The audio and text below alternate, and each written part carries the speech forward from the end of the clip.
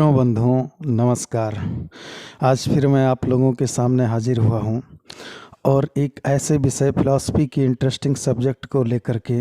वो है, आप जानते हैं कि भारत के सबसे बड़े दार्शनिकों में नाम आता है शंकराचार्य जी का। और हिंदू धर्म के या वेदांत धर्म के बहुत ही निचोड़ और मार्मिक ज्ञान प्रस्तुत करने वाले शंकराचार्य जी, आप सभी जानते हो कि चारों धामों की स्थापना जो देश के चार कोनों में किया गया वो शंकराचार्य जी के द्वारा ही किया गया। और उन्होंने इस चार धामों की स्थापना इसलिए की थी कि ताकि पूरा देश एक हो जाए, एकता और अखंडता, इसकी यूनिटी और इसकी समृद्धि और इसकी संस्कृति, इस देश की जो कण कण में, कोने कोने में भरा पड़ा है, उसको उन्होंने उजागर करने का प्रयत्न किया। उनका जो ज्ञान है वो अद्वैत वेदांत कहलाता है। और वेदांत शब्द जो है वो ये मतलब है, वेद का अर्थ होता है ज्ञान, और वेदांत का मतलब हो गया कि जहाँ से ज्ञान का अंत हो, वेद का अंत हो, वो है उपनिषद।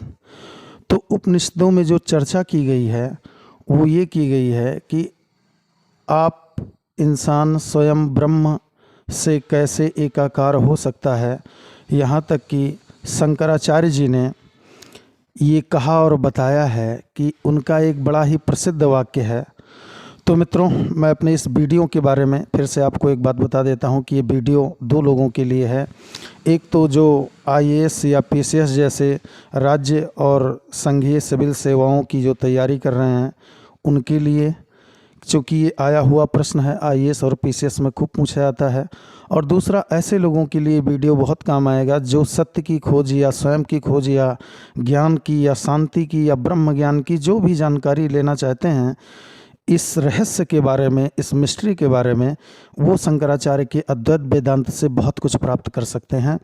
तो आज मैं शंकराचार्य जी के इसी अद्वैत वेदांत की एक जो जानकारी है वो ये है, उसे प्रस्तुत करूंगा। अद्वैत वेदांत बहुत कुछ भरा पड़ा है, लेकिन उसकी एक संक्षिप्त जानकारी, एक विषय कहा उन्होंने, इनकी एक बहुत बड़ी प्रसिद्ध वाक्य है शंकराचार्य जी का कि ब्रह्म सत्य जगत मिथ्या। उन्होंने कहा कि केवल ब्रह्म ही सत्य है, बाकी ये संसार और जगत मिथ्या है। तो ये बड़ी सोचने वाली बात है कि चलो भाई, ब्रह्म सत्य है, जगत मिथ्या है, लेकिन अब प्रश्न तो ये उठा कि जिस जगत में आप रहते हो यह बिल्कुल अनुभविक है, व्यवहारिक है, आप रोज़ देखते हो, आप रोज़ महसूस करते हो, लोगों से मिलना, आना जाना, तो भाई इस जगत में जो कुछ भी हो रहा है ये तो वास्तविक है, तो ये मिथ्या कैसे हो सकता है। तो शंकराचार्य जी इसके लिए, इसको जगत को मिथ्या साबित करने के लिए एक सिद्धांत देते हैं, वो है माया का सिद्धांत। वो कहते हैं कि इस संसार में ब्रह्म के अलावा और कुछ भी नहीं है, लेकिन ब्रह्म की एक शक्ति है। मित्रों, यदि आप इस सृष्टि का रहस्य शंकराचार्य जी के अनुसार समझना चाहते हैं तो इस मेरे द्वारा जो माया के सिद्धांत को समझाया जा रहा है, इसको बहुत ध्यान से सुनिएगा। माया सिद्धांत जो है, जो माया एक शक्ति है ब्रह्म की, शंकराचार्य जी कहते हैं कि इसके पास दो पावर है। इस दो पावर के कारण ब्रह्म की जगह पर ये संसार की नाना पदार्थ की, नाना प्रकार की जो वस्तुएं दिख रही हैं वो दिखती हैं। तो माया की दो शक्तियां जो हैं, वो उसमें एक शक्ति है जिसको आवरण शक्ति कहते हैं, और दूसरी जो शक्ति है माया की, वो विक्षेप शक्ति है। तो जो आवरण शक्ति है, इस आवरण शक्ति के द्वारा माया जो है ब्रह्म को ढक लेती है। अर्थात शंकराचार्य जी यहाँ पर ये बताना चाह रहे हैं कि जिस तरह से सूर्य के प्रकाश को बादल ढक लेते हैं और वह पृथ्वी तक नहीं पहुँच पाता है अगर बादल घने हों, तो माया का आवरण शक्ति जो है वो कुछ इसी प्रकार है कि ब्रह्म के प्रतीति को वो नहीं होने देती है। और इस पृथ्वी पर, इस ग्रह पर, यहाँ पर जो भी लोग हैं उनको ब्रह्म की जगह नाना प्रकार के पदार्थ, भोग विलास की वस्तुएं दिखाई देती हैं। ऐसा नहीं है कि इनका अस्तित्व नहीं है, इनका अस्तित्व रियल है, ये संसार है, सच में है। बट बात वही है कि जिस तरह से अगर आप ये समझ जाएं कि मीठे के प्रति आपको ज्ञान तो है कि मीठा अच्छा है और मीठा सच में वास्तविक में मीठा तो है ही है, लेकिन आप यदि उसके उस पक्ष से भी परिचित हो जाएं कि मीठा ज़्यादा खा लेने से या खाने से शुगर होगा या नुकसान होगा, अंततोगत्वा जो आपके लिए सुख है कल के दिन वही दुख का कारण बनेगा। तो इस प्रकार से मीठे का स्वाद आपके नज़र में मिथ्या हो सकता है। तो इसी प्रकार को शंकराचार्य जी इस जगत को ये बता रहे हैं कि इस जगत में जो भी अट्रैक्शन, आकर्षण है, जो भी लगाव है, जो भी तृष्णा है, वो सभी सिर्फ हमारी एक भ्रम मात्र है, क्योंकि इनसे अंततो गत्वा मृग तृष्णा की भांति कष्ट और दुख ही मिलना है। इनसे अस्थाई चंद सेकंड के लिए या चंद समयों के लिए भले आपको एक शारीरिक आनंद की अनुभूति हो जाए, लेकिन जो परम आनंद है, जो बौद्धिक आनंद है, उस आनंद को आप इस भौतिक वस्तुओं से नहीं प्राप्त कर सकते हैं, उसे सत्य और ब्रह्म ज्ञान से ही प्राप्त कर सकते हैं। यदि आप ब्रह्म ज्ञान की तरफ बढ़ना चाहते हैं और आप ब्रह्म ज्ञान को प्राप्त कर पाएंगे शंकराचार्य जी के द्वारा बताए गए विधि और नियमों का पालन करके, तो आपके लिए इस जगत की कोई भी वस्तु अट्रैक्टिव या आकर्षित नहीं रह जाएगी, आपके लिए ये मिथ्या हो जाएगी। तो शंकराचार्य जी यहाँ पर यही कहने का प्रयास कर रहे हैं कि माया के द्वारा ये जो सृष्टि की रचना की गई है, ये ब्रह्म की ही शक्ति है, ब्रह्म से अभिन्न है, और इस दो शक्तियों के द्वारा ब्रह्म की जगह पर नाना प्रकार के पदार्थ और आकर्षण हमें इसमें दिखाई देते हैं।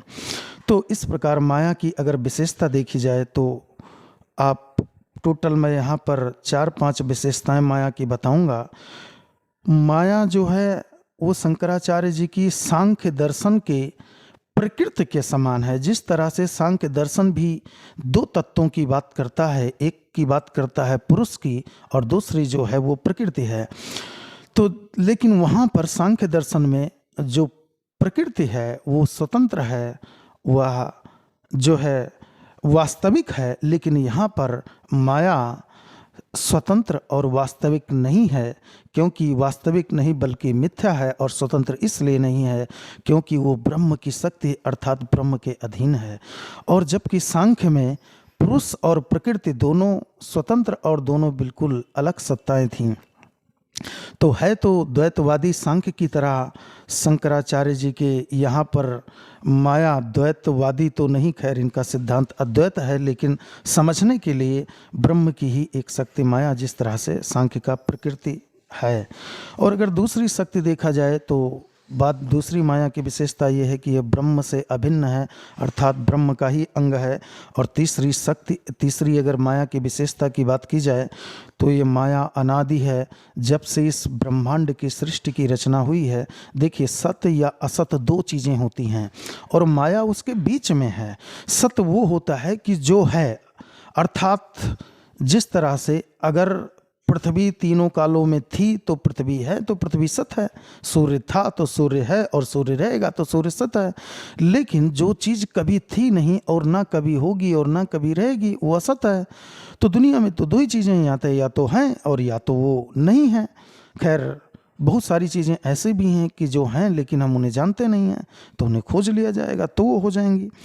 तो कहने का मतलब सद या असद से भिन्न है, ये माया जो है उसके बीच में है, इसलिए मिथ्या है। ना ही ये सद है और ना ही ये असत्य है, बल्कि ये मिथ्या शंकराचार्य जी के कहने का अर्थ है कि ये है तो, लेकिन ज्ञान से इसकी निवृत्ति हो सकती है। मिथ्या का एक एग्जाम्पल और लीजिए। जैसे मान लिया कि आप रास्ते में जा रहे हो और कई बार आपको रज्जू यानी रस्सी पड़ी दिख जाती है और आपको लगता है कि इसमें सर्प ये पड़ा हुआ है, तो वास्तविकता तो यह है कि यही ज्ञान आपकी मिथ्या है कि आपको देखने में लग तो रहा है सर्प, लेकिन जैसे ही आपको ये ज्ञान होगा कि ये सर्प नहीं रस्सी है, वैसे ही आपके लिए सर्प मिथ्या हो जाएगा। तो यहाँ पर शंकराचार्य जी इस मिथ्या को, जगत के मिथ्यापन को ऐसे ही समझाना चाह रहे हैं कि जगत भले वास्तविक है लेकिन ब्रह्म ज्ञान होने पर आपके लिए मिथ्या हो जाएगा। तो ये अनादि है, ये शुरू से है, चूँकि ब्रह्म की पावर है, लेकिन ये शांत है। शांत का मतलब ये है कि ज्ञान से इसकी निवृत्ति हो जाएगी, ज्ञान से माया नष्ट हो जाएगी, माया का जो आवरण है वो नष्ट हो जाएगा।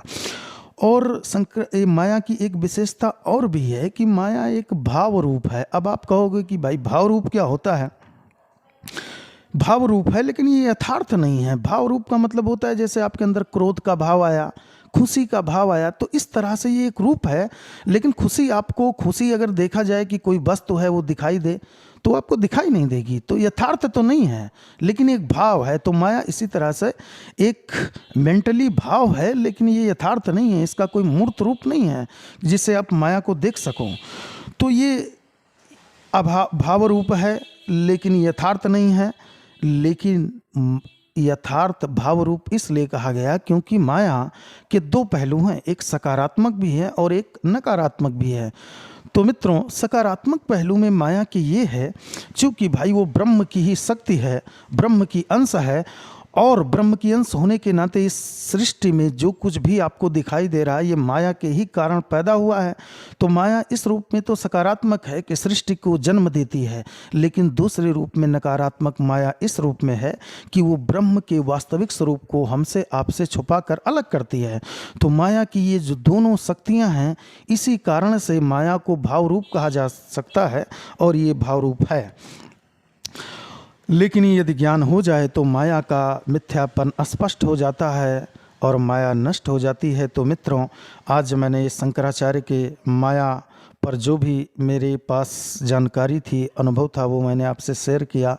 अगर आपको लगता है कि हाँ बात आपके समझ में आती है, रिलेवेंट है, तो निश्चित तौर पर आप इसे लाइक, सब्सक्राइब और शेयर कर सकते हैं। और यदि आपको लगता है कि नहीं कोई कमी है, तो आप उसे भी कमेंट में निसंकोच कह सकते हैं। जय हिंद, जय भारत।